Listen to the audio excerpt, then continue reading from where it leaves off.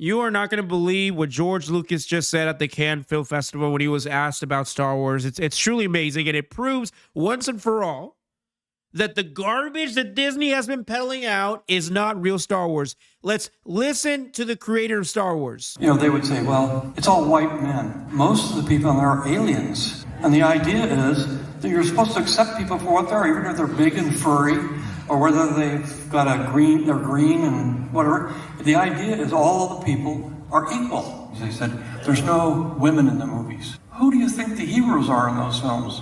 What do you think Princess Leia was? She is the head of the rebellion. She's the one that's taking this young kid that doesn't know anything and trying to save the rebellion. She's the hero of the movie. When I sold the company, I just sort of said, I had a baby girl, I got married, I had a different life, because I knew it would take me another 10 years to make those films. And I was 69, and I said, I'm not gonna be doing this when I'm 79. It's time to let go and let somebody else do it. Then they started other ones when I sold the company, and a lot of those ideas that were in there sort of got lost. But that's the way it is.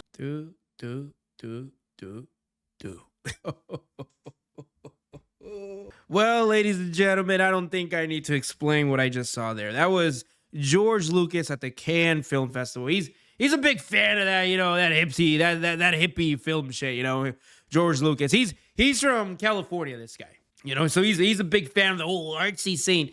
So of course he's gonna talk to these people. But here's the thing about George Lucas. What he just said is exactly what I've been saying since the very beginning, people. Disney Star Wars is not real Star Wars.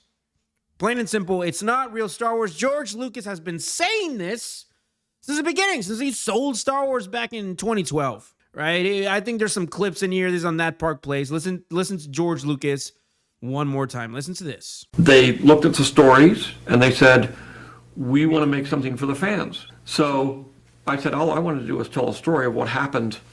It started here and it went there, and it's all about generations, and it's about, the issues of fathers and sons and grandfathers, and it's a family soap opera. I mean, ultimately, we call it space opera, but people don't realize it's actually a soap opera. Yeah. And it's all about family problems, and it's not about spaceships. So they decided they didn't want to use those stories. They decided they were going to go do their own thing, and so I decided, fine, but basically, I'm not going to try to... You see, here's the thing, ladies and gentlemen. This is what I've been telling you since the very beginning. These dummies, right here. Here's another one. Here's another one of the geniuses that Disney hired, right? This is Leslie Headland. She is Harvey Weinstein's ex-personal assistant. This is one of the geniuses they brought on board. I'm gonna let you listen to what she said in just a second. She's the anti-George Lucas. That's who this person is, Leslie Headland. She foolishly believes that she knows more about Star Wars than the creator. Think about this. Think about how insane you've got to be in the membrane to believe that you know more than the person that created the thing that you claim to know more about. Think about that, right? Think about it. It baffles me that they put these geniuses in charge. They gave her a new show. They gave The Acolyte, that disastrous show you've been seeing, getting ratio. This is the genius behind that show, that woke monstrosity. I ain't gonna hold you. But anyway, let's listen to this genius right here. This is like what we understand to be Star Wars, like the idea that like that only came from George Lucas, that only George Lucas holds the key for what we understand to be Star Wars is just untrue. And I think the prequels are an excellent example of that. I mean, the idea that like when you're hiring a director, that everyone is sitting in there waiting for George Lucas and not for the person who's going to know to hire Ralph McQuarrie, that's the problem. You hear that, you dummy? George Lucas? Leslie Headland knows more about Star Wars than you. But this brings joy to my heart. It really does, because it further proves what I've been saying, that there's this trash that Disney has been trying to peddle. No, man, it's not real Star Wars.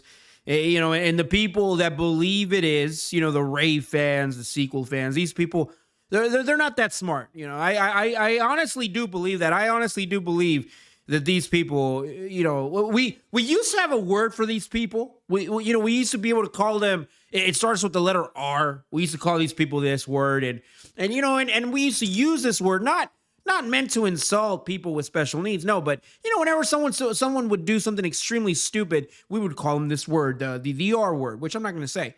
But there is another word we can start using in its place. And it starts with the letter R. Okay? When we're dealing with these people that are not all there, these people that can't read, they love the Star Wars sequels, they'll shield for Disney Star Wars. Instead of calling these people the R word, we're going to start calling these people Rey fans. I mean, I think that's the only way we can identify these people going forward. We need to call these people Rey fans because, again, George Lucas just said it. You dummies. He just said it, that what Disney is doing with Star Wars, it's not real Star Wars. It's not his vision. It's not what he intended. These dummies don't even understand the Force. Think about that. Come on. I'm going to say this, okay? Because I get a lot of people in my comment section saying, oh, how dare you gatekeep Star Wars history, everyone. And that's where these people are wrong. Again, that's where these people, they come off as Rey fans. Because here's the thing. No, Star Wars is for real Star Wars fans. And real Star Wars fans understand that Star Wars died when George Lucas sold it back in 2012. That is what real Star Wars fans understand. Anything after that, and you hear, oh, well, what about Clone Wars Season 7? What about Bad Batch? What about Mandalorian? I thought you liked Mandalorian Season 1 and 2. Yes, I gave those shows a shot. But I've said this before too. You drop a drop of poison in a whale, it poisons the entire thing. And I'm sorry, I'm not going to hold you. The sequels ruined all of Disney Star Wars for me.